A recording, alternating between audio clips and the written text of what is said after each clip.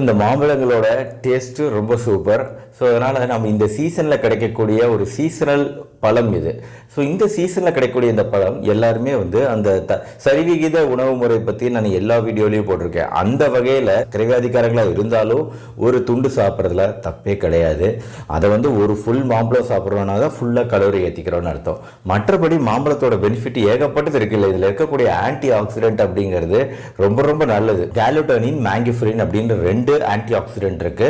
ரொம்ப ரொம்ப நல்லது. ஈவன் புற்றுநோய் முதற்கொண்டு வராமல் தடுக்கக்கூடிய வல்லமை பெற்றது. பிளஸ் இதுல நார்ச்சத்து அதிகம்.